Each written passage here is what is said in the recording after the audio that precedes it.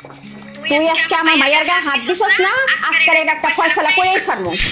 আসসালামু আলাইকুম আম্মা, আপনি অনেক দূরের থেকে আইছেন, একটু বসেন। ওই বেটা আমরা যে বইতে আইছি, আমার বোনের গায়ে হাত দিছস আবার কিছু বইতে না, এই যে আমরা ফয়সালা চাইতে আইছি। আম্মা আপনারা যেহেতু এত দূরের থেকে আইছেন, একটু বসেন, আমি আপনাকে বুঝাই কইতেছি বিষয়টা। আয় আয় বহি আয়। আম্মা বসেন, ভাই তুমিও বসো।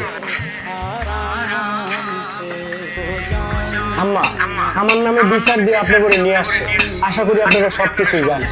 বাবা আমি সবকিছুই জানি, তারপরও তোমার মুখ থেকে আমি শুনতে চাই, এর জন্যই এত কষ্ট করে আসছি। আম্মু তুমি কি এগুলো শুনতে আসছো? যেটা করতে আসছো সেটা করো, আমি ওর ভাত খাবো না। দেখছেন আম্মা, আপনার মাইয়া আপনার সামনে আমার লাগে কিভাবে ব্যবহারটা করতেছে। এই তোমার সাথে আমি কিভাবে কথা বলবো? ভাইয়া এটাই আমার শেষ কথা, ওনার সাথে আমি আর সংসার করবো না। এই তুই একদম চুপ থাক। বাবা বিষয়টা বলো তো। আম্মা সমস্যা তো তেমন কিছু না। ওই বেটা সমস্যা যদি না হয় তুই আমার বোনের গায়ে হাত তুলছিস কেন? তুই চুপ থাক, আমি দেখতাছি না। বাবা বলো। আম্মা আপনারা তো জানি না শুনেই আমার কাছে অরে দিয়া দিচ্ছে, আমি কয় টাকা ইনকাম করি, আমার কি আছে না আছে সবকিছু জানার পরে দিয়া দিচ্ছে। এখন এই ইনকামের ভিতরে আপনার মাইয়া যদি আমার একটা আসমানের চাঁদ এনে দিতে, আমি কি চাঁদ এনে দিতে পারবো বলেন? সংসার 4-5টা জিনিস এনে দিতে পারে না, হ্যাঁ আবার আকাশের চাঁদাই না দিতে। এই তুই চুপ থাক। বাবাজি বলো। আম্মা দেখছেন ও প্রতিনিয়ত আমার লাগে কেমন করতেছে, ও প্রতিদিন আমার সাথে এরকম করে, প্রতিদিন সংসারের ভিতরে অশান্তি করে, পাশের বাসার ফ্ল্যাটের ভাবি কি কিনছে না কিনছে প্রতিদিন আমার সাথে এগুলো নিয়ে ঝগড়া করে। আম্মা আপনি বলেন সবার ইনকাম কি একরকম? সব পুরুষ কি একরকম ভাবে ইনকাম করে? কখনোই করে না।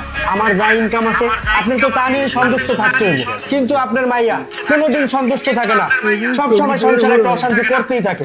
আম্মা এরকম ভাবে তো সংসার করা যায় না আম্মা। আম্মা আপনি তো জানেনই আমার বাপ মানে, আমার বিয়ের পরের থেকে আপনারই আমি সবকিছু মানি।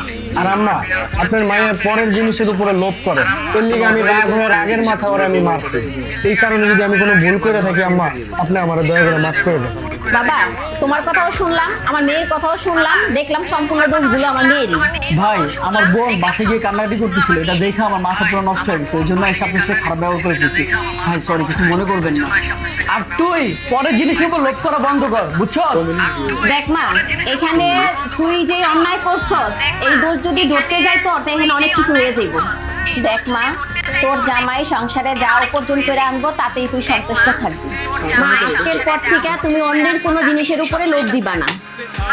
নেক্সট ডে যদি তুমি জামাইয়ের সাথে কোনো ঝামেলা করে আমার বাসায় যাও, তাহলে আমার বাসায় তোমার কোনো জায়গা নেই, আর আমি তোমাকে মেয়ে বলে কোনোদিনও পরিচয় দিব না। এটাই আমার শেষ কথা।